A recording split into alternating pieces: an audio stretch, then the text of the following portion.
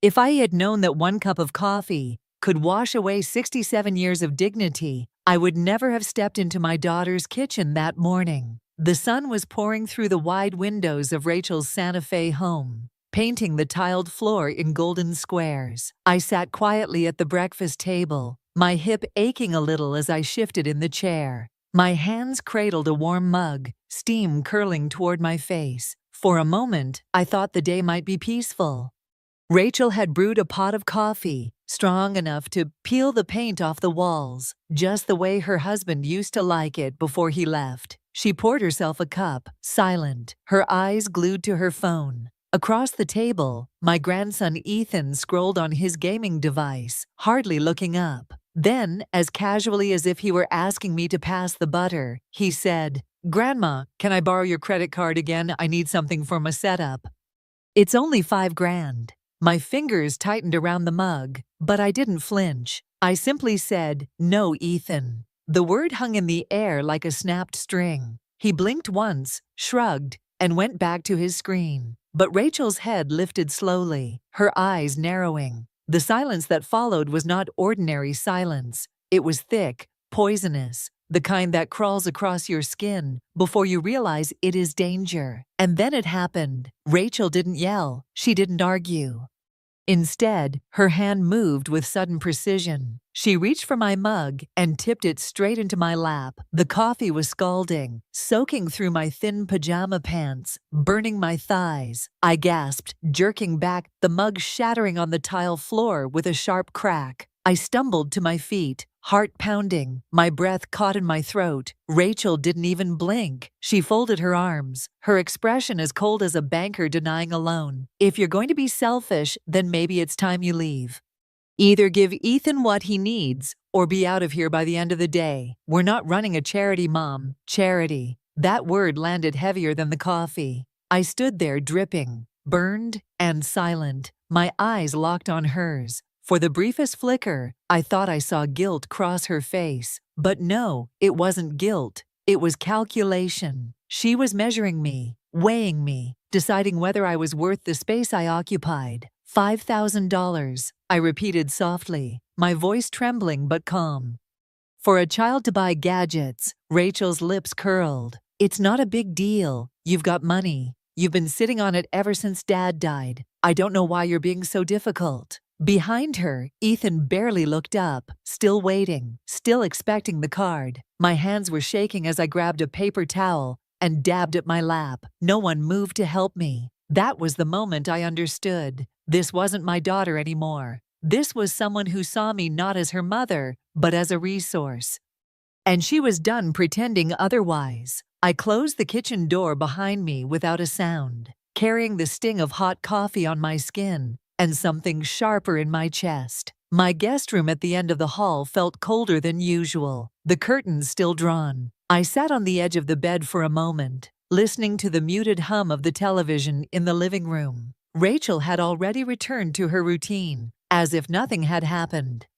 The suitcase was still on the top shelf of the closet, dusty but waiting. I reached up carefully, my hip groaning at the strain, and pulled it down. The smell of old cedar rose up, familiar and oddly comforting. I spread it open on the bed and began folding clothes with steady hands. Every movement hurt, but the ache in my bones was nothing compared to the ache in my spirit. I reached for my purse on the nightstand, planning to tuck away my wallet and medication. That was when the first real shock hit. The wallet was gone. I checked the front pocket, then the side zippers, even the lining, empty. No ID, no bank card. My breath came faster as I dumped the bag onto the bed. Out spilled tissues, peppermints, an old lipstick, but not the thing that mattered most. I had it yesterday. I remembered buying ointment for my hip at the pharmacy. Rachel had insisted on carrying my bag for me while I limped slowly down the aisle. At the time, I thought it was kindness. Now I saw it for what it was, opportunity. My throat went dry. She hadn't just asked me for money. She had already taken it. I staggered toward the dresser and opened the bottom drawer. Beneath a stack of folded linens, I found an envelope I had hidden months ago. I had forgotten about it until this moment. Inside were copies of my birth certificate, old bank routing numbers, and a few notes in my handwriting. Some part of me, deep down, must have always known this day would come. I sat back on the bed, staring at the papers. The realization was bitter and cold. Rachel hadn't been helping me. She had been managing me right out of my own independence, step by step, until I barely recognized the woman in the mirror. My gaze fell on the framed photograph on the dresser. Rachel at her college graduation, my arm around her shoulder, pride radiating from my smile. I remembered how hopeful I had been that day. Now, looking at her smug grin frozen in time, I felt only grief. I picked up the phone and scrolled until I found the number I had not called in months. David Mercer, retired attorney, former neighbor, a man who once said I could call him any time. My thumb hovered, then pressed. Ruth? His voice came warm on the second ring. No, I said quietly, my voice steadier than I felt. But it will be. David arrived less than an hour later. I heard the soft crunch of his tires on the gravel driveway, the sound muffled by the walls that had stopped feeling like home long ago. He knocked once, firmly but gently, the way someone does when they don't want to startle you. When I opened the door, suitcase in hand, his eyes fell on the faint red blotches still staining my pajama pants. He didn't ask. He didn't need to. Instead, he reached for the handle of my suitcase and said, "Let me carry that." I walked past the living room where Rachel sat cross-legged on the couch, a home renovation show flickering on the screen. Ethan was still slouched in his chair, headphones on, his face lit by the glow of his game. Neither of them looked up. Neither of them tried to stop me. The front door clicked shut behind me. Not slammed, not locked, just closed. For me, it was louder than any scream. We drove through Santa Fe in silence at first. Adobe walls glowed in the midday sun, their soft reds and oranges reminding me of fire and clay. I remembered walking these streets with Cliff, my late husband, decades ago when life still felt wide open. Now, every block we passed seemed like another stitch cut loose from the life Rachel had tried to bind me into. Finally, David spoke. "You're safe now. We'll figure out the rest." I nodded, unable to speak. My throat was raw from holding back tears, but not from sadness, from relief. The car turned toward the foothills, where the city began to give way to open sky and wide views. That's where Silver Oaks Community stood, discreet and simple, its sign weathered but dignified. I had seen the brochure once, years ago, and Rachel had scoffed. "That's for rich retirees, Mom, not realistic for you." Yet here it was, more real than anything I had felt in months. The receptionist greeted us with a smile, her tone respectful but not pitying. The lobby smelled faintly of lemon balm and fresh bread, not antiseptic or bleach. Through the wide windows, I could see a garden courtyard, sunlight glittering across a koi pond. Two older women laughed as they tried to roll up yoga mats, their joy echoing softly down the hall. David walked beside me, steady, letting me set the pace.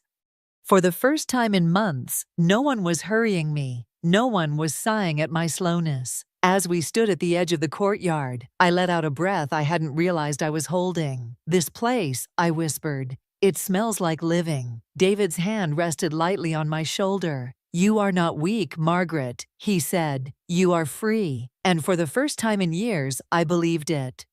That evening, after the staff at Silver Oaks showed me to a temporary suite, David insisted we sit down at his home office. His house was a low adobe, with walls the color of desert clay, bookshelves lined with case files from a career long behind him, but not forgotten.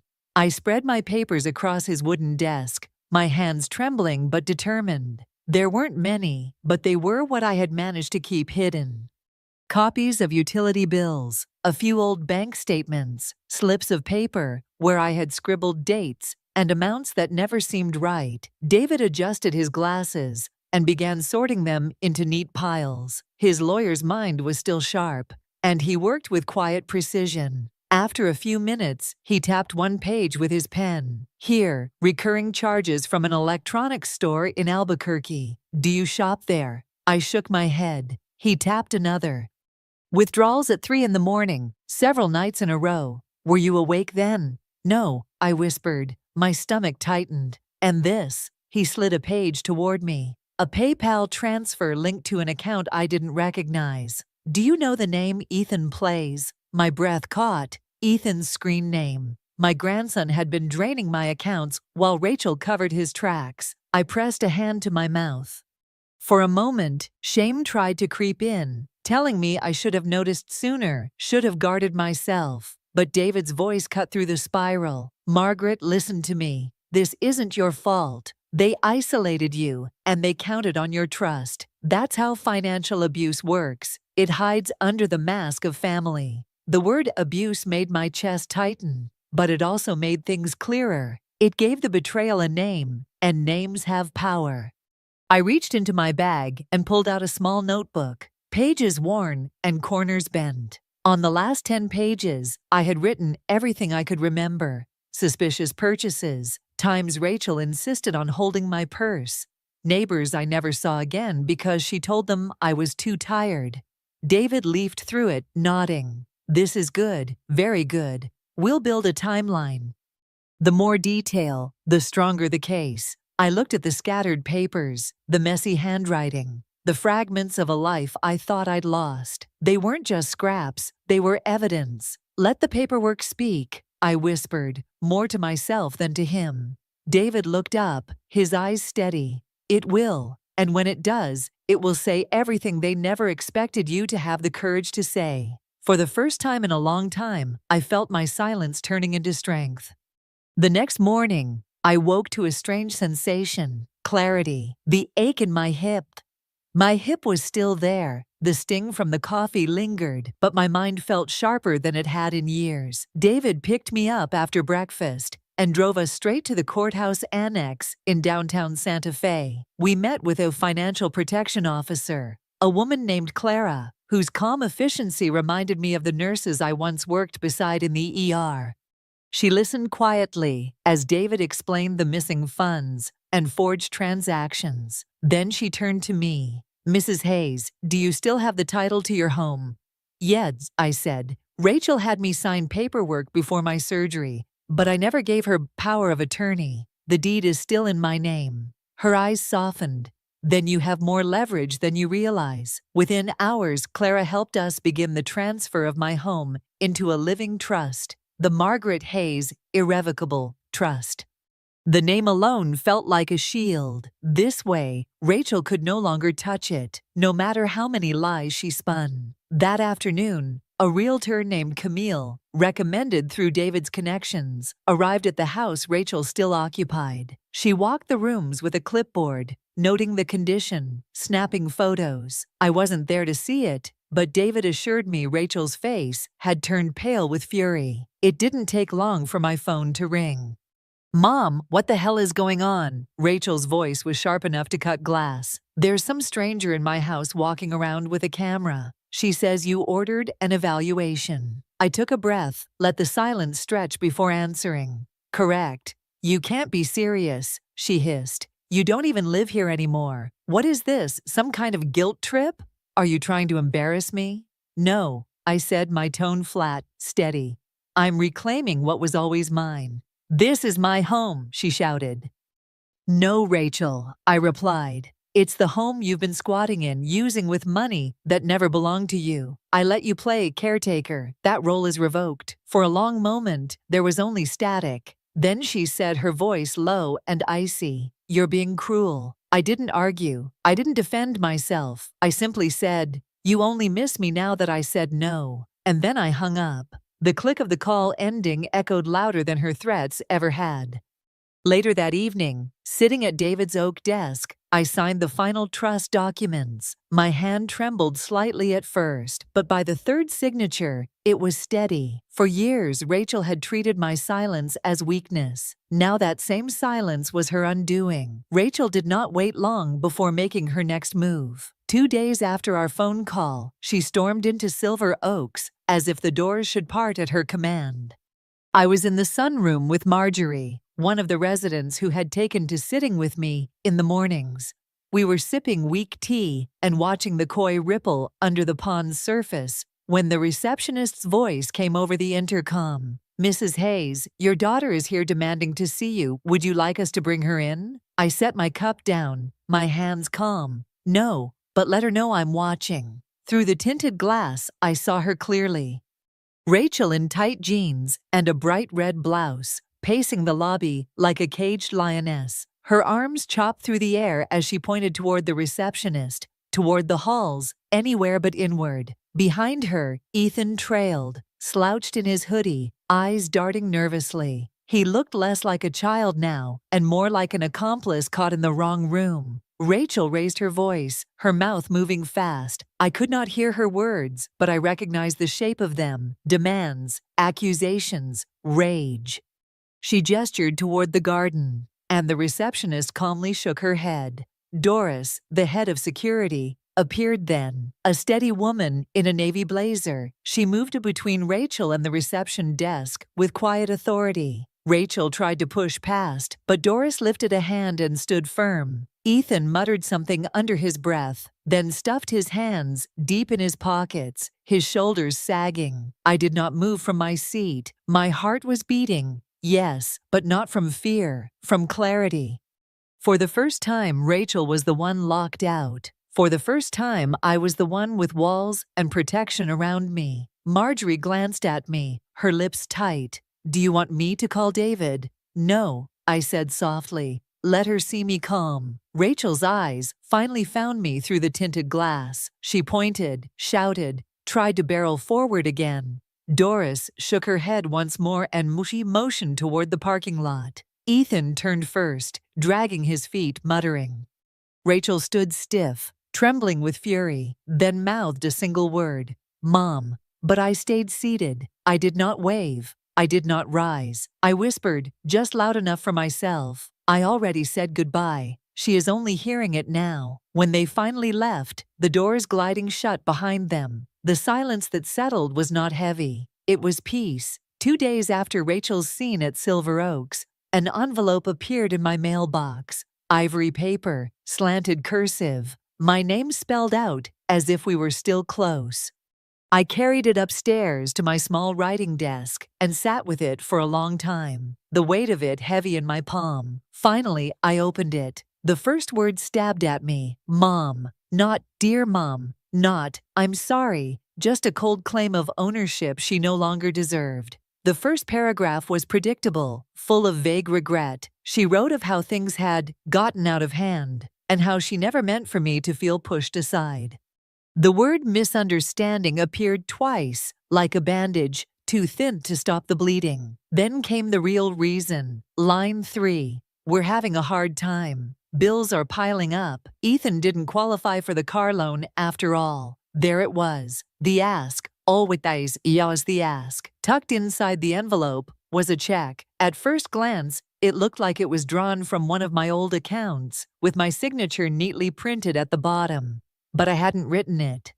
The amount, $3,500, was labeled in the memo as car repairs. The corner was torn, the edges smudged. A forgery, clumsy but dangerous. I folded the check once, then again, until it vanished in my palm. Then I fed it into the shredder in the office downstairs, the paper disappearing into strips. Not a word, not a sigh, just dust. The next morning, 2 investigators from the Elder Protection Unit arrived. Plain clothes, polite but sharp in their questions. One took notes, while the other asked about the suspicious withdrawals, the forged check, the history of Rachel handling my accounts. I handed them my notebook, the one with every date and detail scrawled across its pages. They studied it with raised brows, flipping through as if it were a map leading straight to the truth. "You've done better record-keeping than most," one said. "This is strong evidence." That afternoon, David confirmed what I already suspected. Rachel and Ethan were now under official investigation for financial misconduct, fraud, and elder abuse. I did not rejoice. I did not mourn either. I simply sat in the courtyard with a cup of tea and listened to the sound of the fountain bubbling. For the first time, the noise in my head was gone. Freedom, I realized, did not come from shouting or from vengeance. It came from distance, from boundaries drawn so firmly that even family could not cross them. And that was enough. The sun was low when I carried Cliff's old quilt out to the garden at Silver Oaks. The fabric was worn soft with years, the stitches uneven in places where his big hands had tried to help me patch it. I draped it over my shoulders and settled onto the bench facing the koi pond. The water shimmered with orange and silver, the fish gliding lazily beneath the surface. Peaceful. David arrived with a small bouquet of desert wildflowers, his shirt sleeves rolled up, his expression calm. He sat beside me without a word, letting the silence speak first. After a while he said, "You ended the cycle, Margaret. Most never do." I looked at him, at the flowers resting between us, and felt the weight of those words. For years I had let Rachel dictate my pace, my choices, even my identity. I had called it patience, called it family, called it love. But love without respect isn't love. It is possession dressed up in softer clothes. I opened my journal on my lap, the same one that had carried my trembling notes of every stolen dollar and every manipulation. Tonight, the page was clean. I picked up my pen and wrote slowly, deliberately, each letter steady. Family without care is not family. Dignity cannot be borrowed. It must be defended. Silence, when chosen, is strength. When I finished, I laid the pen down. My hand no longer shook. Inside, I knew Rachel was still raging. Perhaps she was pacing her kitchen, slamming drawers, cursing the investigators who now had her name on a file. Maybe Ethan was sulking, wondering why the world wasn't handing him everything he demanded. But their storm no longer touched me. I had stepped out of it. Marjorie strolled up then, carrying 2 cups of chamomile tea. She placed one in my hand and grinned. "You looked like you needed this." I smiled back, truly smiled, and sipped. The tea was warm, fragrant, grounding. Around us, the garden lights flickered on, casting a golden glow across the pathways. For the first time in years, I did not feel like someone's burden or someone's wallet. I felt like myself again. Later, as the evening air cooled and the koi pond mirrored the twilight sky, I whispered a final thought into the stillness. I may have lost a daughter, but I found myself. David reached over and gave my hand a gentle squeeze. And that, Margaret, is everything. The water rippled. The quilt warmed my shoulders, and I knew without question that I had finally come home to myself.